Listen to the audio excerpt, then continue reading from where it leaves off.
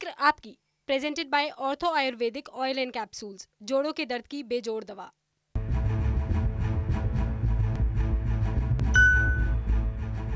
नमस्कार, कैसे हैं आप? फिक्र आपकी में एक बार फिर से आपका स्वागत है। मैं हूं आपके साथ निशान चतुर्वेदी।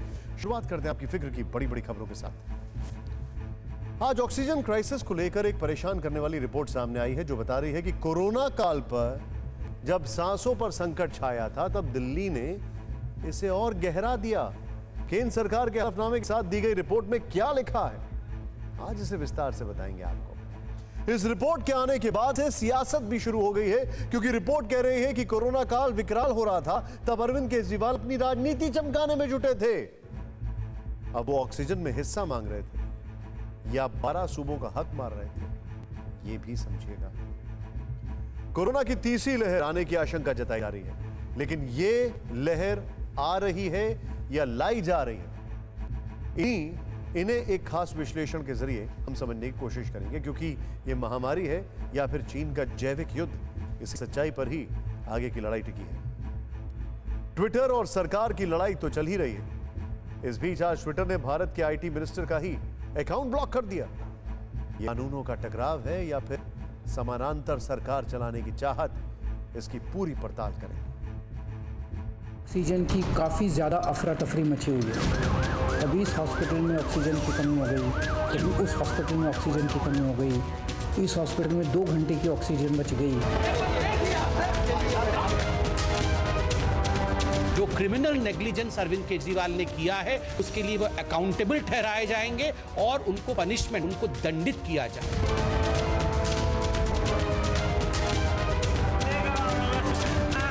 मैं खुद देख के कहता हूं कि रिपोर्ट लाइए, कहां है वो रिपोर्ट जिसको ऑक्सीजन ऑडिट कमेटी के सदस्यों ने अप्रूव किया हो और जिसको ऑक्सीजन ऑडिट कमेटी के सदस्यों ने साइन किया हो।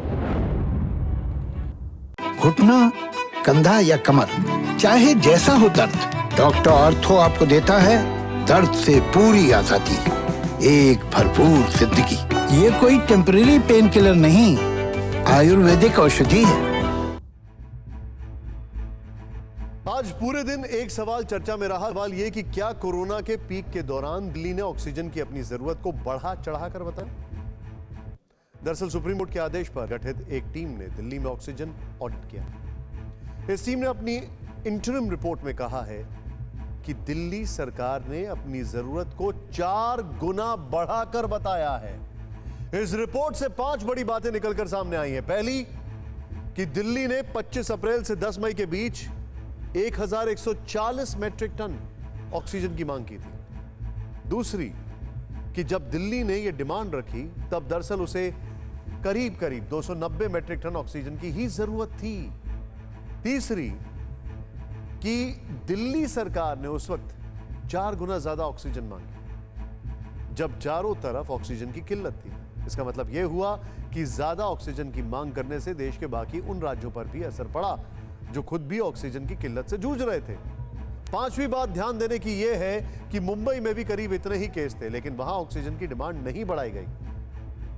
ऑक्सीजन का ऑडिट करने वाली कमेटी की इस रिपोर्ट के आधार पर आज बीजेपी ने दिल्ली की अरविंद केजरीवाल सरकार को घेरा और आरोप लगाया कि आपने तो एक जघन्य अपराध कर दिया है।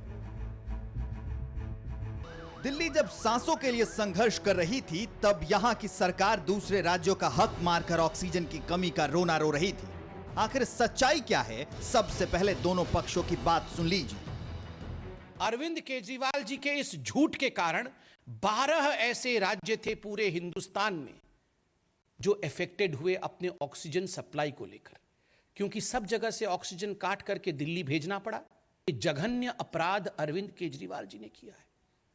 मैं कोई गाली गलौज की राजनीति में विश्वास नहीं रखता हूं, मैं आक्षेप की राजनीति में भी विश्वास नहीं रखता हूं, मगर यह सवाल तो हम पूछेंगे ना कि 12 राज्यों के ऑक्सीजन को काट करके आपने यहां केवल अपनी राजनीति के लिए, क्योंकि आप नाकाम हो रहे थे, आप फेल हो रहे थे, आपको कहीं ना कहीं यह ब्लेम शिफ्ट करना था, आपने फॉल्स अलार्म, झूठा अलार्म बजाया, पूरे देश में पैनिक फैलाया।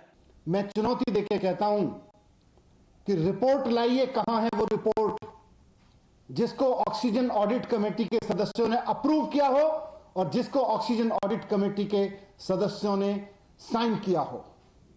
लाइए वो रिपोर्ट कहां है। सबका यह कहना है कि उन्होंने तो कोई रिपोर्ट साइन ही नहीं की, अभी तक उन्होंने कोई रिपोर्ट अप्रूव ही नहीं की। जब ऑक्सीजन ऑडिट कमेटी के सदस्यों ने कोई रिपोर्ट साइन ही नहीं करी है, जब ऑक्सीजन ऑडिट कमेटी के सदस्यों ने कोई रिपोर्ट ऑडिट ही अभी अप्रूव ही नहीं की है, तो फिर ये रिपोर्ट है कहां? अब आप इस पूरे मामले को समझिए। दरअसल दिल्ली में जिस वक्त कोरोना की दूसरी लहर पीक पर थी, तब राजधानी में ऑक्सीजन के लिए हाहाकार मचा हुआ था। ऑक्सीजन की इसी किल्लत को देखते हुए सुप्रीम कोर्ट ने 6 मई को 12 सदस्यों वाली एक कमेटी का गठन किया था, जिसके अध्यक्ष एम्स के निदेशक रणदीप गुलेरिया थे। बीजेपी और आम आदमी पार्टी की राजनीति को जो ऑक्सीजन मिली है, वो इसी रिपोर्ट की वजह से है। इस कमेटी ने 163 पन्नों के हलफनामे में सुप्रीम कोर्ट को बताया है कि दिल्ली सरकार ने अपनी जरूरत से 4 गुना ज्यादा ऑक्सीजन की मांग की थी। कमेटी का कहना है कि दिल्ली सरकार ने 183 अस्पतालों के लिए 1140 मीट्रिक टन ऑक्सीजन की वास्तविक जरूरत बताई थी, जबकि 4 अस्पतालों के लिए गलत रिपोर्टिंग में सुधार के बाद दिल्ली के अस्पतालों में ऑक्सीजन की वास्तविक जरूरत मात्र 209 मीट्रिक टन पाई गई। हालांकि केंद्र सरकार के द्वारा दिए गए फॉर्मूले के अनुसार ऑक्सीजन की खपत का यह आंकड़ा 289 मीट्रिक टन था। ये दस्तावेज सुप्रीम कोर्ट में दाखिल कर दिए गए हैं और नियम के मुताबिक सभी पक्षों को इसकी जानकारी भी दी गई है। ऑक्सीजन मामले में केंद्र सरकार के वकील जीएस मक्कड़ ने दिल्ली सरकार के वकील जी नारायणन को, जो सुप्रीम कोर्ट में दिल्ली सरकार की ओर से पेश होते हैं, उन्हें 22 जून को ईमेल पर हलफनामे और रिपोर्ट की प्रति भेजी थी। दरअसल सुप्रीम कोर्ट में कोई भी दस्तावेज, हलफनामा या रिपोर्ट दाखिल किए जाने से पहले हर एक पक्षकार को मुहैया कराया जाना ज़रूरी होता है, क्योंकि अगर वो दस्तावेज नहीं मुहैया कराया गया तो संबंधित पक्षकार सुनवाई के दौरान सुनवाई को टालने की मांग कर सकता है। यही वजह है कि सुप्रीम कोर्ट की रजिस्ट्री भी कोई भी दस्तावेज दाखिल करने के दौरान ही संबंधित पक्षकार से ये पूछ लेता है कि क्या आपने सभी पक्षकारों को उन दस्तावेजों को मुहैया करा दिया है जो आप दाखिल कर रहे हैं, और इसके बाद ही फाइलिंग हो पाती है। पीयूष पांडे, TV9 भारतवर्ष, दिल्ली। दिल्ली में ऑक्सीजन की किल्लत का मामला सुप्रीम कोर्ट तक पहुंच गया था। 5 मई को देश की सबसे बड़ी अदालत ने केंद्र सरकार को निर्देश दिया कि दिल्ली को 700 मीट्रिक टन ऑक्सीजन की सप्लाई बनाए रखें। लेकिन इसी के साथ कोर्ट ने ऑक्सीजन की खपत की जांच के लिए कमेटी भी गठित कर दी। अब कमेटी ने रिपोर्ट दी है तो कहा जा रहा है कि रिपोर्ट पर सदस्यों के हस्ताक्षर कहां हैं? एज ऑन टुडे अगर मैं देखूं तो पॉजिटिविटी रेट 14% आ चुका है और मरीजों की संख्या, डेली जो मरीज आ रहे हैं उनकी संख्या भी आज घट के 10,400 के करीब रह गई है। तो केसेस तेजी से कम हुए हैं। जितनी तेजी से केसेस बढ़े थे उतनी तेजी से दिल्ली में ऑक्सीजन की डिमांड भी बढ़ी थी, ऑक्सीजन की ज़रूरत भी बढ़ी थी। और अब जबकि केसेस तेजी से नीचे आए हैं तो अस्पतालों में बेड्स भी खाली हुए हैं और ऑक्सीजन की डिमांड में भी कमी आई है। 13 मई को दिल्ली के उप मुख्यमंत्री मनीष सिसोदिया ने मीडिया के सामने आकर कहा कि अब दिल्ली में ऑक्सीजन की किल्लत दूर हो गई। आखिर ऐसा क्या हुआ कि ऑक्सीजन की किल्लत अचानक खत्म हो गई? 7 मई को अरविंद केजरीवाल जी ने ऑक्सीजन ऑडिट को अपोज किया। आपको याद होगा सुप्रीम कोर्ट ने कहा था ऑक्सीजन ऑडिट करना है। 7 मई को केजरीवाल जी ने उसको अपोज किया कि हम ऑक्सीजन ऑडिट नहीं चाहते हैं। 9 मई को सुप्रीम कोर्ट ने ऑडिट पैनल अपॉइंट कर दिया, जिसके विषय में आज हम बात कर रहे हैं। 9 मई को अपॉइंट हुआ ऑडिट पैनल।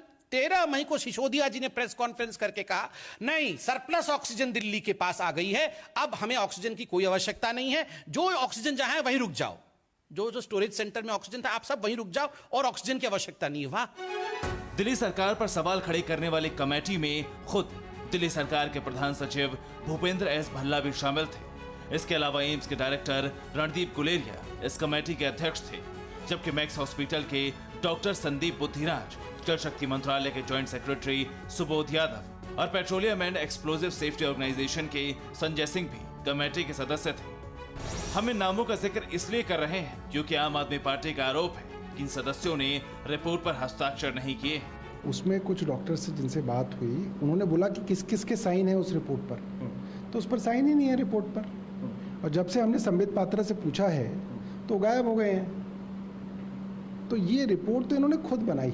ये बहाने इसलिए बनाए जा रहे हैं क्योंकि केंद्र सरकार का जो मिसमैनेजमेंट हुआ उसमें इनकी इतनी बदनामी हुई है कि ना सिर्फ देश में, अंतर्राष्ट्रीय स्तर पर लोग कह रहे हैं कि नरेंद्र मोदी सरकार ने कोरोना की मिसमैनेजमेंट के कारण लाखों लोगों को देश के अंदर मरवा दिया।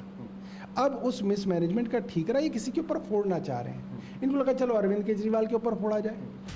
लेकिन सवाल उठता है कि सदस्यों के हस्ताक्षर क्यों चाहिए। यहाँ ध्यान देने वाली बात है कि कोर्ट में दाखिल हलफनामा या शपथ पत्र स्वास्थ्य मंत्रालय की ओर से दाखिल किया गया है और इस हलफनामे पर अंत में संयुक्त सचिव निपुण विनायक के हस्ताक्षर भी हैं। यहाँ ध्यान देने वाली बात यह भी कि सुप्रीम कोर्ट ने ऑक्सीजन ऑडिट कमेटी से मुंबई मॉडल के बारे में भी सवाल पूछा है। सुप्रीम कोर्ट ने कहा है कि आखिर ये कैसे हुआ कि 3 मई को दिल्ली में 95,000 कोविड मरीज थे, जबकि उसने 900 मैट्रिक टन ऑक्सीजन की डिमांड की। दूसरी ओर मुंबई में 3 मई को 92,000 कोविड मरीज होने के बावजूद 275 मैट्रिक टन ऑक्सीजन की ही डिमांड रखी गई। आखिर दोनों शहरों में अंतर क्यों? जो भी हो, कमेटी ने अंतरिम रिपोर्ट फाइल की है। आगे क्या होगा नहीं कहा जा सकता, लेकिन मुख्यमंत्री अरविंद केजरीवाल की तरफ से जवाब आ गया है। उन्होंने कहा है कि मैं अपने 2 करोड़ लोगों की सांसों के लिए लड़ा। जब वो चुनावी रैली कर रहे थे, मैं ऑक्सीजन का इंतजाम कर रहा था। घुटना, कंधा या कमर, चाहे जैसा हो दर्द, डॉक्टर ऑर्थो आपको देता है दर्द से पूरी आजादी, एक भरपूर जिंदगी। ये कोई टेम्परेरी पेन किलर नहीं, आयुर्वेदिक औषधि है। जाहिर है ऑक्सीजन के इस मामले में दोनों में से कोई एक पक्ष गलत तो है। अगर आपदा के समय भी कोई इस तरह के फायदे के लिए झूठ बोलने लगे तो इससे बड़ी फिक्र भला क्या हो सकती है। कोरोना से जुड़ी एक और बड़ी फिक्र दूसरी लहर में गिरावट के साथ ही देश में तीसरी लहर की भविष्यवाणी से डर का माहौल है। लेकिन आज हम आपको कोरोना वायरस के कैरेक्टर और लहर की कई अनसुनी थ्योरी बताने वाले हैं। लहरों के उठने और गिरने के बीच की असलियत सुनाने वाले हैं और यह भी बताने वाले हैं कि क्या कोरोना वायरस एक वेल प्लान जैविक हथियार है और कोरोना वायरस पर उठते सवाल और उसके रहस्यों से पर्दा हटाने वाली थ्योरी का आधार क्या है। एक वायरस ने लाखों लोगों को मौत के मुंह में धकेल दिया। एक वायरस ने लाखों लोगों की रोजी रोटी छीन ली। एक वायरस ने देश दुनिया की इकोनॉमी को पटरी से उतार दिया। तो आखिर ये कोरोना वायरस आया कहां से, क्यों आया, कब आया और कब जाएगा? विज्ञान भी इसका जवाब नहीं दे पा रहा है और यही वजह है कि कोरोना वायरस को लेकर सबसे बड़ा सवाल उठता है कि क्या कोरोना वायरस एक बायो वेपन है। इसको लेकर TV9 ग्रुप के CEO वरुण दास ने अपने आर्टिकल में कई सवाल उठाए। आखिर कोरोना को एक वेल प्लान्ड जैविक हथियार क्यों कहा जा रहा है और कोरोना के बिहेवियर को रैंडम बिहेवियर क्यों कहा जा रहा है? दरअसल इसके पीछे वाजिब तर्क हैं। देखिए, ये कोरोना की पहली लहर का आंकड़ा है जिसमें 16 सितंबर 2020 को कोरोना के डेली नए केस का आंकड़ा 98,000 के करीब पहुंच गया। लेकिन इसके बाद कोरोना के रोजाना केस में इतनी तेज गिरावट हुई कि कोरोना का ग्राफ धड़ाम से नीचे आ गिरा। यहाँ गौर करने वाली बात यह है कि तब देश में कहीं भी लॉकडाउन नहीं लगा था। तीज त्योहार के मौसम थे, दशहरा, दिवाली, क्रिसमस जैसे बड़े पर्व मनाए जा रहे थे। बिहार में चुनाव भी हो रहे थे। बावजूद इसके कोरोना का ग्राफ तेजी से नीचे गिरा। दूसरी लहर में कोरोना वायरस का यही व्यवहार दिखा। 6 मई 2021 को देश में 4,14,000 से ज्यादा कोरोना के नए केस मिले और इसके बाद भी कोरोना के डेली केस का ग्राफ अचानक ही नीचे आ गया। इस तेज गिरावट के लिए कई एक्सपर्ट्स लॉकडाउन को जिम्मेदार मानते हैं। लेकिन अगर ये तर्क सही है तो फिर पहली लहर पर्व त्योहारों के बीच भी कैसे काबू में आ गई? अब इन दो लहरों के बीच हर्ड इम्यूनिटी की थ्योरी भी कहीं सुनी गई, जिसका आधार 70% आबादी का संक्रमित होना है और अभी तक तो देश में करीब 2.5% लोग ही कोरोना से संक्रमित हुए हैं। ऐसे में सवाल उठता है कि पीक पर कोरोना के पहुंचने के बाद इतनी तेज गिरावट का क्या कारण है? TV9 ग्रुप के CEO वरुण दास ने इसके लिए एक नई थ्योरी बताई है। वो है कोरोना वायरस की कम होती क्षमता, अब इसका आधार क्या है वो समझिए। दरअसल सीमित औपचारिक रिसर्च के आधार पर यह देखने को मिला है कि दूसरी लहर की शुरुआत में अगर किसी परिवार का एक व्यक्ति संक्रमित हुआ तो करीब करीब पूरा परिवार संक्रमित हो गया। लेकिन मई के तीसरे चौथे हफ्ते में वायरस से इन्फेक्शन का ट्रेंड बदला और इस दौरान अगर परिवार में एक व्यक्ति संक्रमित हुआ तब ऐसा बहुत कम देखा गया कि उसके परिवार का दूसरा सदस्य भी इन्फेक्टेड हो जाए। मतलब अप्रैल महीने की शुरुआत में कोरोना की दूसरी लहर आई, एक महीने में ग्राफ पीक पर चढ़ा और फिर तेजी से नीचे गिरा। इसका कारण वायरस का कमजोर होना बताया जा रहा है।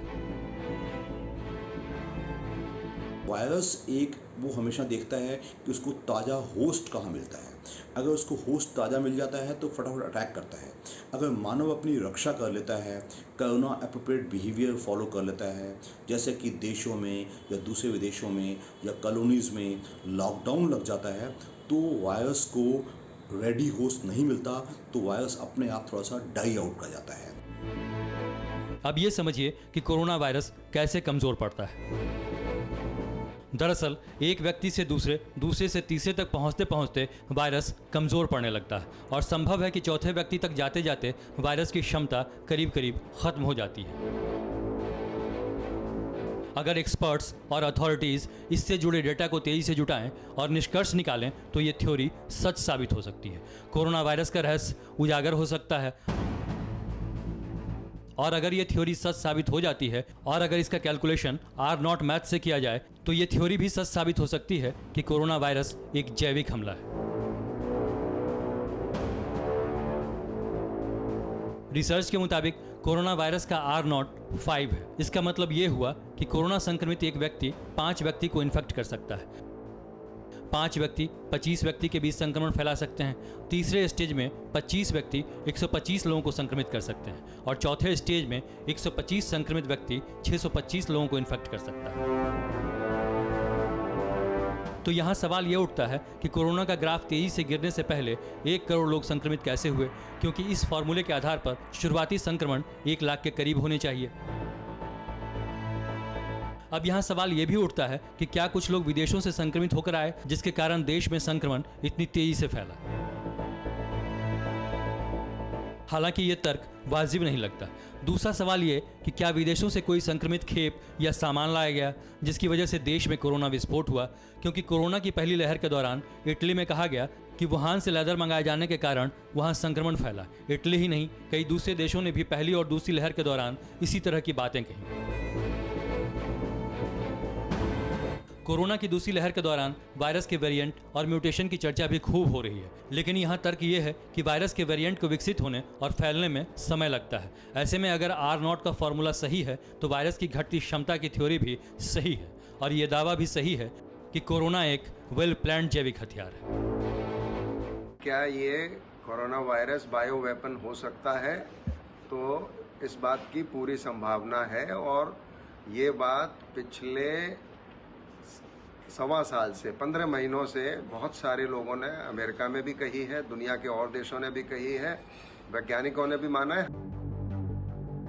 अब ये वैज्ञानिकों, सरकारों, वायरोलॉजिस्ट और एक्सपर्ट्स पर निर्भर करता है कि वो इन डेटा का पता लगाएं और इस थ्योरी को नतीजे तक पहुंचाएं। इन एक्सपर्ट्स को कुछ महीने पीछे जाकर डेटा की जांच करने की जरूरत है। ये पता लगाने की जरूरत है कि महाराष्ट्र और केरल में क्या हुआ।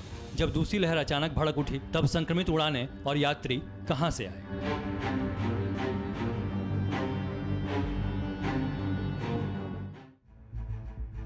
देखिए, ये जांच इसलिए भी जरूरी है क्योंकि अब तीसरी लहर आने की आशंका जताई जा रही है और पूरी दुनिया में इसकी चर्चा हो रही है।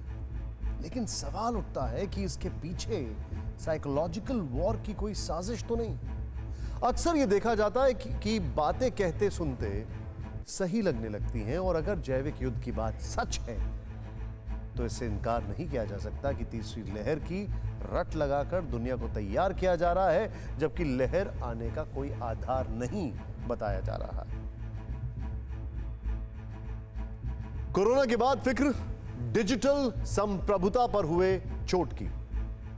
ट्विटर नाम के जिस सोशल मीडिया प्लेटफॉर्म को देश के 1,75 लाख यूजर्स इस्तेमाल करते हैं, जिसके जरिए देश के राष्ट्रपति, प्रधानमंत्री और मंत्री अपनी बात रखते हैं, उस डिजिटल प्लेटफॉर्म पर आज ट्विटर ने भारत के आईटी मिनिस्टर का ही अकाउंट ब्लॉक कर दिया। ट्विटर ने दलील दी कि केंद्रीय मंत्री रविशंकर प्रसाद ने अमेरिकी आईटी एक्ट का उल्लंघन किया। ऐसे में आज यह समझना जरूरी है कि क्या यह दो देशों के कानूनों का टकराव है या फिर समानांतर सरकार चलाने की चाहत, क्योंकि ट्विटर और सरकार की लड़ाई तो पहले से ही चल रही है। ऐसे में आज हम इसकी पूरी पड़ताल करेंगे। ये रिपोर्ट देखें जरा।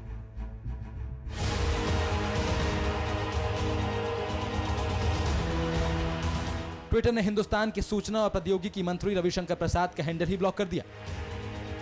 माइक्रो ब्लॉगिंग साइट ट्विटर ने इसकी वजह बताई, कहा कि आईटी मंत्री ने अमेरिका के डिजिटल मिलेनियम कॉपीराइट एक्ट का उल्लंघन किया। ट्विटर ने दलील दी कि रविशंकर प्रसाद ने कंपनी की पॉलिसी नहीं मानी। हालांकि बाद में चेतावनी देते हुए ट्विटर ने रविशंकर प्रसाद का हैंडल फिर से खोल दिया। लेकिन इस बीच आईटी मंत्री का ट्विटर अकाउंट करीब 1 घंटे तक ब्लॉक रहा और इस 1 घंटे में ही ट्विटर और भारत सरकार के बीच चल रही तनातनी चरम पर पहुंच गई। सरकार और ट्विटर के बीच के मतभेद एक बार फिर सामने आ गए।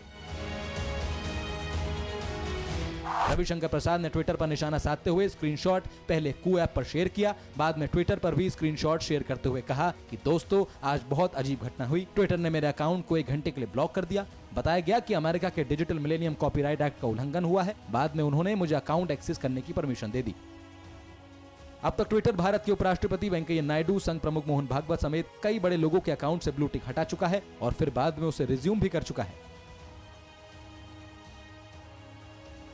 लेकिन ऐसा पहली बार हुआ है जब ट्विटर ने किसी टॉप केंद्रीय मंत्री का ही हैंडल ब्लॉक कर दिया, वो भी अमेरिका के डिजिटल मिलेनियम कॉपीराइट एक्ट के उल्लंघन के आरोप में। ऐसे में आज ये जानना जरूरी है कि अमेरिका का डिजिटल मिलेनियम कॉपीराइट एक्ट आखिर है क्या, जिसके उल्लंघन के आरोप में ट्विटर ने हैंडल को ब्लॉक किया था।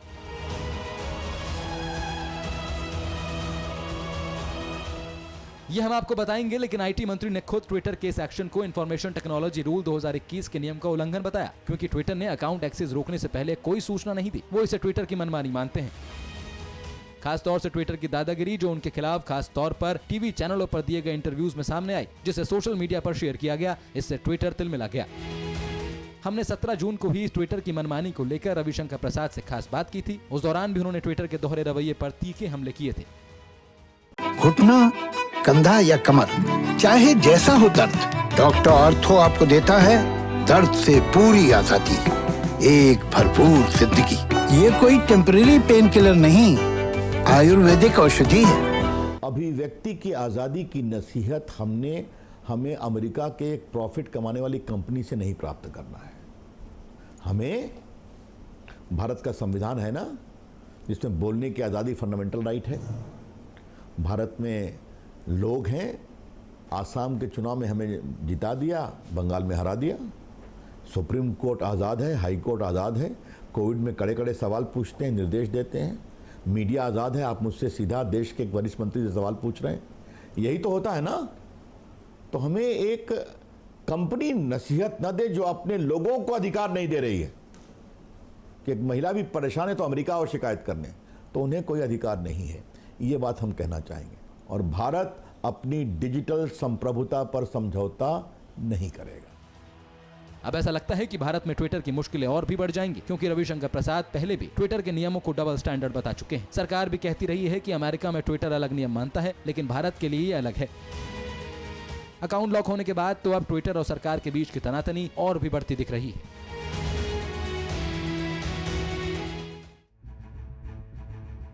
देश के आईटी मंत्री पर सोशल मीडिया कंपनी की कार्रवाई ऐसे समय में सामने आई है जब केंद्र सरकार और ट्विटर के बीच नए आईटी नियमों को लेकर विवाद चल रहा है। इस मामले में पिछले हफ्ते ही आईटी मिनिस्ट्री से जुड़ी संसदीय समिति के सामने ट्विटर के प्रतिनिधियों की पेशी हुई थी। समिति ने कंपनी के अधिकारियों से पूछा था कि क्या आप देश के कानून का पालन करते हैं। इस पर ट्विटर के प्रतिनिधियों ने कहा था कि हम अपनी पॉलिसी को फॉलो करते हैं। इस दलील पर समिति ने आपत्ति जताई थी, लेकिन आज के एक्शन से लगता है कि ट्विटर की पॉलिसी में अमेरिकी कानून सबसे ऊपर, जिसकी दलील कंपनी ने दी है।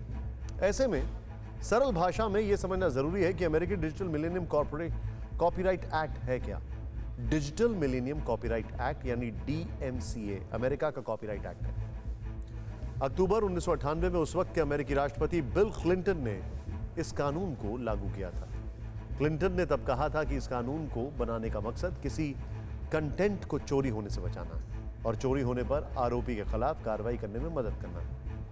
इसी के तहत सभी तरह के डिजिटल प्रोडक्ट जैसे ऑडियो, वीडियो, टेक्स्ट, कंटेंट आते हैं। अमेरिका में ज़्यादातर ब्लॉग लिखने वाले या कंटेंट क्रिएटर अपने कंटेंट को प्रोटेक्ट करने के लिए इस कानून का सहारा लेते हैं। कोई भी व्यक्ति यदि बिना परमिशन के किसी का कंटेंट कॉपी करता है तो DMCA के तहत उसकी शिकायत की जा सकती है। लेकिन यहाँ ये समझ से परे है कि IT मंत्री ने ऐसा क्या लिखा जिसकी वजह से अमेरिका का कानून भारत में टूट गया।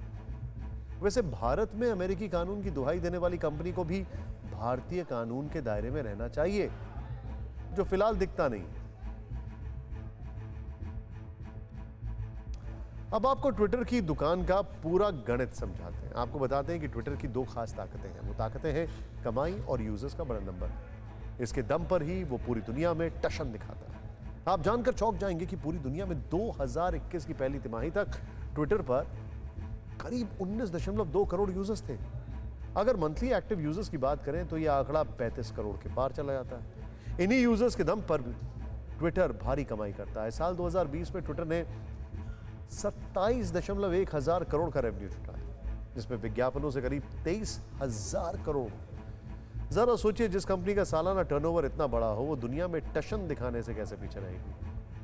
लेकिन हाल फिलहाल की घटनाएं बताती हैं कि अब ट्विटर एक समानांतर सरकार भी चलाना चाहता है, जो सरकार किसी देश के IT मिनिस्टर का भी अकाउंट ब्लॉक कर सकती है। इसे संयोग कहें या प्रयोग, जिस दिन ट्विटर ने हिंदुस्तान के लोकतंत्र और आजादी के सिद्धांतों का लाभ उठाकर देश के IT मंत्री का हैंडल ब्लॉक कर दिया, उसी दिन आज से करीब 46 साल पहले 1975 में पूरे देश में आपातकाल लगा दिया गया था। देश में इंदिरा गांधी की सरकार थी। फैसले के खिलाफ आवाज उठाने वालों को जेल में डाल दिया गया। सभी नागरिकों के मौलिक अधिकार को खत्म कर दिया गया। सलाखों के बाहर होते हुए भी लोग आजाद नहीं थे। आपातकाल के दौरान पूरे देश में किस तरह की पाबंदियां थी पूरी दुनिया जानती है। सोचिए, अगर आज के दौर में इमरजेंसी होती तो क्या होता।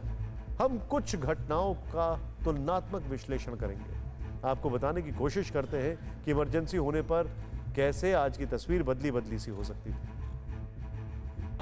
वो भी एक वक्त था, वो भी एक दौर था। पाबंदियों की जंजीर से जकड़ा पूरा देश था। आज वक्त बदल चुका है, हालात बदल चुके हैं। कल यानी गुरुवार को कांग्रेस के नेता राहुल गांधी सूरत हाईकोर्ट में पेश हुए। उन पर पीएम मोदी पर आपत्तिजनक टिप्पणी का आरोप था। राहुल गांधी चौकीदार चोर से लेकर कोरोना लहर को प्रधानमंत्री मोदी की नौटंकी बता चुके हैं। लेकिन अगर आज इमरजेंसी होती तो क्या होता। इमरजेंसी के दौरान कई नेताओं ने इस वक्त इंदिरा गांधी सरकार के खिलाफ मोर्चा खोला, जिसकी वजह से उन तमाम नेताओं को जेल में डाल दिया गया। अटल बिहारी वाजपेयी, चंद्रशेखर, VP सिंह, लाल कृष्ण आडवाणी, लालू प्रसाद यादव, नीतीश कुमार, शरद यादव, जॉर्ज फर्नांडिस सब सलाखों के पीछे थे।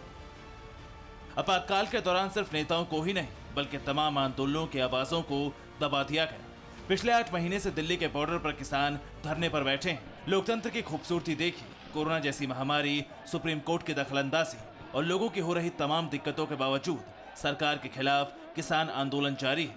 लेकिन आपातकाल के दौरान देश में आंदोलन करना तो दूर, सोचने तक का किसी को अधिकार नहीं था। दिल्ली के रामलीला मैदान में 25 जून 1975 को होने वाली रैली को लेकर सरकार ने सख्ती की, हर सीमा को तोड़ दिया।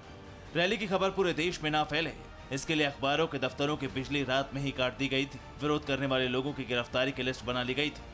इंदिरा गांधी के विशेष सहायक R.K. धवन के कमरे में संजय गांधी और ओम मेहता विरोध करने वालों की लिस्ट बना रहे थे। 1 साल पहले केंद्र सरकार के एक और कानून CAA के खिलाफ देश भर में विरोध प्रदर्शन हुए। देश की राजधानी दिल्ली की एक सड़क शाहीन बाग दुनिया भर में सुर्खियां बनी। कोरोना ना फैलता तो यह आंदोलन शायद आज भी चल रहा होता। लेकिन आपातकाल में सड़क पर बैठना तो दूर, लोगों को अपना परिवार तय करने तक का अधिकार नहीं था। आपातकाल में जनसंख्या नियंत्रण के लिए जबरन नसबंदी की गई थी। संजय गांधी ने देश भर में अनिवार्य पुरुष नसबंदी का आदेश दिया था। इसके तहत बड़ी संख्या में लोगों की जबरन नसबंदी कराई गई थी। नेता भले ही आज आपातकाल जैसे हालात बताएं, लेकिन तय आपको करना है कि 46 साल पहले और आज के हालात में कितना अंतर है। तो क्या आज वाकई आपातकाल जैसे हालात हैं? अब हम बॉलीवुड की कुछ घटनाओं की तुलना करते हैं, आपको कुछ घटनाओं के जरिए समझाने की कोशिश करते हैं कि क्या वाकई देश में इमरजेंसी जैसी स्थिति है। नागरिकता कानून के खिलाफ देश भर में प्रदर्शन हुआ। बॉलीवुड के कई एक्टर भी सीएए के खिलाफ सड़क पर उतरे। बड़ी संख्या में बॉलीवुड एक्टर्स प्रदर्शन में शामिल हुए। मुंबई में सीएए के खिलाफ प्रदर्शन में फरहान अख्तर भी शामिल हुए। अभिनेता नसरुद्दीन शाह ने भी खुलकर सीएए का विरोध किया। स्वरा भास्कर, जावेद जाफरी समेत करीब 300 हस्तियों ने सीएए का विरोध किया। आपको जानकर हैरानी होगी कि 25 जून 1975 के बाद यानी देश में इमरजेंसी लागू होने के बाद फिल्मों की सेंसरशिप में दखलंदाजी की गई थी। फिल्म किस्सा कुर्सी का पर बैन लगाया गया था। इतना ही नहीं, फिल्म शोले का क्लाइमैक्स बदल दिया गया था। हालांकि गुलजार की फिल्म आंधी पर पाबंदी लगा दी गई थी। ऑल इंडिया रेडियो पर गायक किशोर कुमार के गाने बैन हो गए थे।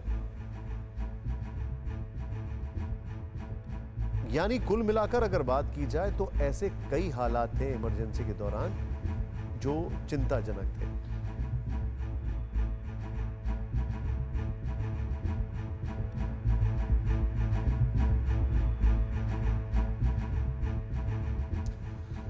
और इस वक्त की बड़ी खबर, शोपियां में आतंकियों से सरेंडर करवाने का वीडियो सामने आया है। पुलिस सीआरपीएफ के जवानों ने आतंकियों से सरेंडर करने को कहा। एक आतंकी ने सरेंडर किया है, दूसरे आतंकी ने फायरिंग की है। विजय शुक्ला बोल रहा हूं मैं चौधरी गुंड से। साहिब, तुम्हें मेरी आवाज आ रही है? हाँ, तो जब आवाज आ रही है तो मेरी बात सुनो। मैंने तुमको पहले भी रिक्वेस्ट किया। देखो, तुम्हें आखिरी वार्निंग दे रहा हूं, रिक्वेस्ट कर रहा हूं। इसको जो भी समझना, अपना हथियार डाल दे, हाथ ऊपर कर लो और बाहर आ जाओ। मैं इस बात की गारंटी देता हूं कि तुमको कुछ भी नहीं होगा। इस बात की गारंटी देता हूं कि तुमको कुछ भी नहीं होगा अगर तुम हथियार डाल के हाथ ऊपर करके बाहर आते हो तो। अपने घर वालों को याद करो, अपने दोस्तों को याद करो, अपने माँ बाप को याद करो। तो जब सब याद है बच्चे, तो प्लीज मेरी रिक्वेस्ट है, हाथ डाल के, हथियार डाल के और बाहर निकाला, हाथ ऊपर करके। मैं सरेंडर लेने के लिए तैयार हूं। मैं चाहता हूं कि तू सरेंडर करे। तेरे घर वालों को जानता हूं, इसलिए चाहता हूं कि तू सरेंडर करे। उनके ऊपर इतनी दिक्कतें जो गुजरेंगी वो तू नहीं समझ सकता, इसलिए बोल रहा हूं कि तू हथियार डाल के हाथ ऊपर करके सरेंडर कर दे। साहिल सुन रहा है? बता क्या करना है। साहिल, अशी पुलिस वाद करान कहें न ग प्रॉब्लम नबर हथियार त्रित वाद करान कर सरेंडर जू बची बे वाद करान दिमो ज्यादा कुन किस्म सजा। यह पन्नी जाए बसान कि मे बंद, मे दिन सजा। तथ चीज ती वाद करान कि दिमो कहीं सजा, त्रो बरी करो प्रॉपरली। सलाम करते हैं इस देश की फौज को जो आतंकी को भी जिंदगी जीने का एक मौका देती है। और अब देखते हैं फटाफट कर। राष्ट्रपति रामनाथ कोविंद आज विशेष ट्रेन से कानपुर अपने पैतृक गांव के लिए रवाना हुए। पूर्व राष्ट्रपति अब्दुल कलाम के बाद 15 साल के बाद देश के किसी ही राष्ट्रपति ने रेल यात्रा की। सफदरजंग स्टेशन से राष्ट्रपति ट्रेन में सवार हुए। इस मौके पर रेल मंत्री पीयूष गोयल समेत रेलवे के चेयरमैन और सीईओ सुनीत शर्मा भी मौजूद थे। डीआरडीओ ने आज चांदीपुर में पिनाका रॉकेट का संशोधित संस्करण सफलतापूर्वक लॉन्च किया।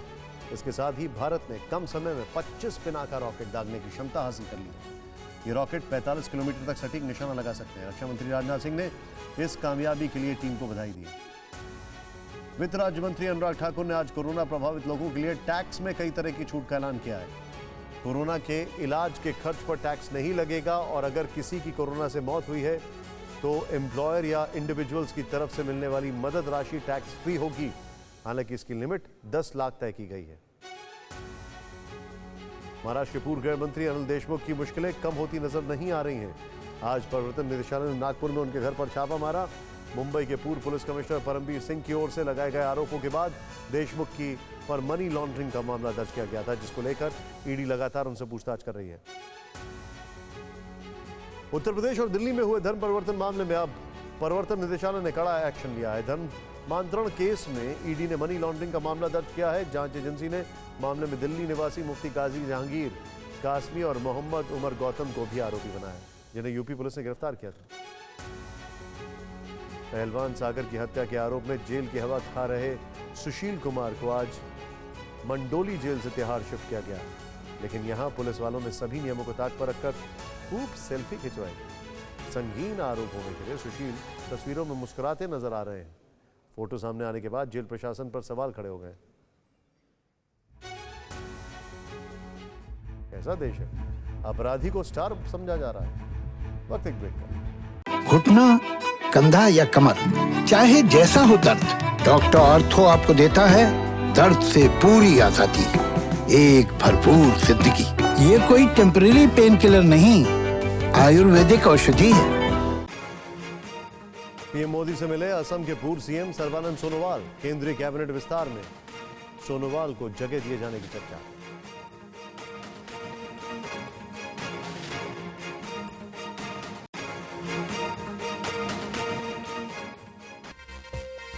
कोरोना पीड़ितों के लिए केंद्र सरकार का बड़ा ऐलान। देश में टैक्स फ्री रहेगा कोरोना का इलाज। कोरोना से मौत के बाद मिलने वाला मुआवजा भी होगा tax free. Oxygen audit report पर बीजेपी के हमले पर दिल्ली के सीएम केजरीवाल का पलटवार। कहा, मेरा गुनाह, मैं अपने 2 करोड़ लोगों की सांसों के लिए लड़ा। सिसोदिया भी बोले, ऐसी कोई रिपोर्ट आई ही नहीं। ट्विटर ने 1 घंटे तक ब्लॉक रखा संचार मंत्री रविशंकर प्रसाद का अकाउंट। बवाल मचने पर दी सफाई। डीएमसीए के नोटिस के चलते की कार्रवाई। पीएम के साथ हाई लेवल टॉक पर बोले गुलाम नबी आजाद। जम्मू कश्मीर में चुनाव के साथ साथ पूर्ण राज्य का दर्जा भी जरूरी। पीएम से तुरंत इलेक्शन करवाने की मांग। यूपी धर्मांतरण केस में उमर गौतम का बड़ा कबूलनामा। मौलाना कलीम सिद्दीकी ने 5 लाख लोगों का कराया धन परिवर्तन। विदेश से मिले थे 1.5 करोड़ रुपए। आतंकवाद पर पाकिस्तान को बड़ा झटका। एफएटीएफ के ग्रे लिस्ट में ही रहेगा बरकरार। आतंकी संगठनों को फंडिंग रोकने में पाकिस्तान नाकाम।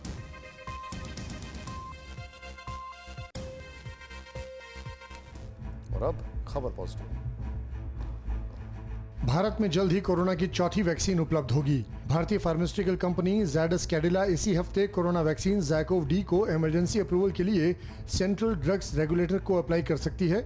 अगर इसे मंजूरी मिलती है तो ये दुनिया की पहली डीएनए बेस्ड वैक्सीन होगी। अब तक भारत में सीरम इंस्टीट्यूट की कोविशील्ड, भारत बायोटेक की कोवैक्सीन और रूस की स्पुतनिक वी इस्तेमाल हो रही हैं। देश में कोरोना की दूसरी लहर के बीच भी प्रत्यक्ष विदेशी निवेश यानी एफडीआई बढ़ा है। वाणिज्य और उद्योग मंत्रालय के आंकड़े दिखाते हैं कि इस साल अप्रैल में देश में बीते साल के मुकाबले 38% अधिक एफडीआई आया। इस साल अप्रैल में देश को कुल 463 अरब रुपए का एफडीआई हासिल हुआ है। देश में सबसे ज्यादा एफडीआई करने वाला देश मॉरिशस है। कुल एफडीआई का 24% मॉरिशस रूट से आया है। इसके बाद सिंगापुर की हिस्सेदारी 21% और जापान की 11% रही। गुजरात में इलेक्ट्रिक वाहनों को खरीदना अब सस्ता हो गया है। गुजरात सरकार ने इलेक्ट्रिक वाहन नीति 2021 की घोषणा की। इसके तहत अब राज्य सरकार अगले 4 सालों में सब्सिडी सहायता के रूप में 870 करोड़ रुपए देगी। गुजरात सरकार इलेक्ट्रिक कार को खरीदने पर 1.5 लाख रुपए तक की सब्सिडी देगी। वैक्सीन की पहली और दूसरी डोज में अंतर बढ़ाने पर अच्छी जानकारी सामने आई है। National technical advisory group of immunisation यानी NTAGI के मुताबिक इंग्लैंड के डेटा से पता चला है कि 12 हफ्ते का गैप रखने पर वैक्सीनेशन का रिजल्ट 65% से 88% तक अच्छा मिला है।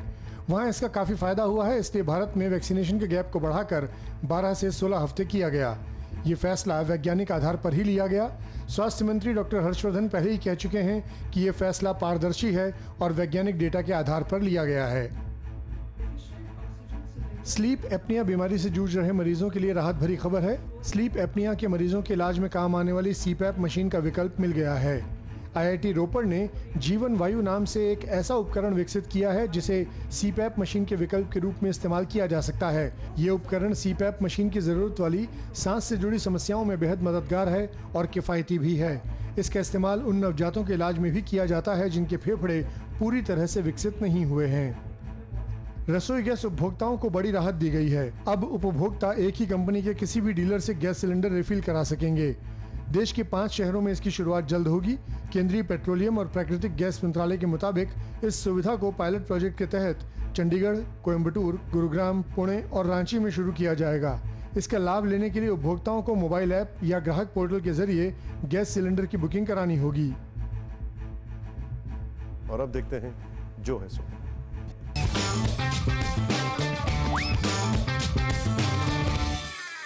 मरीजों को कब, कितनी, कैसे मिली, सबने देखा, लेकिन सियासत को फिर बड़ी आसानी से ऑक्सीजन मिल गई। पहले तब मिली जब दिल्ली सरकार ने कहा कि केंद्र हमारी सांसें रोके हुए है। केंद्र ने कहा हम तो दे रहे हैं ऑक्सीजन, लेकिन दिल्ली अपने अस्पतालों को ठीक से बांट नहीं पा रही।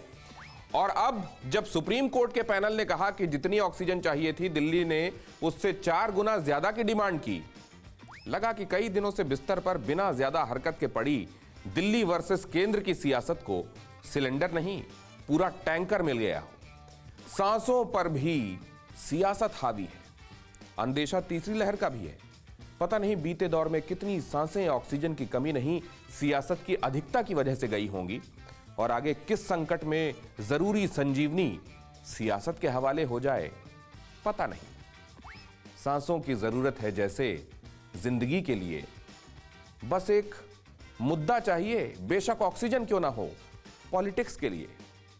और इस आशिकी में जनता अब्दुल्ला दीवानी है, बाकी तो जो है सो है। अड़ी सोमवार से शुक्रवार शाम 6 बजे सिर्फ TV9 भारतवर्ष पर।